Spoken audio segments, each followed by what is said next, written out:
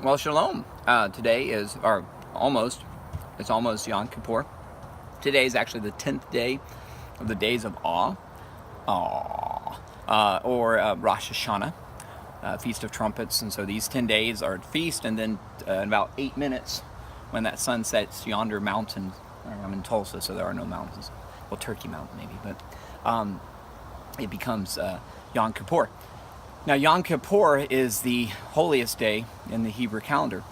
And this is actually the day that the priest would go into the Holy of Holies and make sacrifice for the people. The only day they could go into the Holy of Holies was on Yom Kippur, the Day of Atonement.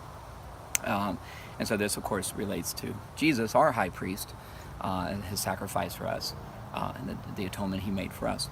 So, and traditionally on this day, it's used to fast. So I'm going to have my last meal for 25 hours. It's a nice shrimp scampi. Yeah, the irony of the shrimp is not lost on me either. But anyway, so Yom Kippur starts in a little bit, so I better finish my meal real quick.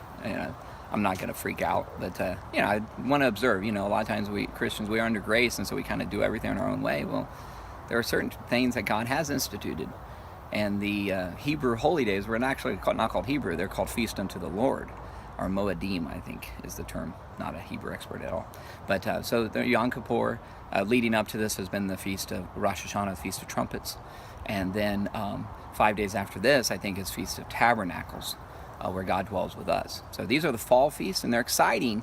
One of the biggest reasons they're exciting is Jesus, the first time he came, he fulfilled the spring feast, Feast of Unleavened Bread, the Passover, and the Feast of First Fruits. And then the early church fulfilled the Feast of Passover. Well, these fall feasts have not been fulfilled yet. And so many people believe that when Yeshua ben David, the Messiah ben David, Jesus comes back, he'll come back on the Feast of Trumpets. And then the Day of Atonement, he'll atone, and Battle of Armageddon. There's different ways of interpreting that. But then Feast of Tabernacles is a 1,000-year reign. So it's pretty exciting stuff. Anyway, so today is, I better eat my food real quick. So eat my shrimp, right? So anyway, shalom, good evening.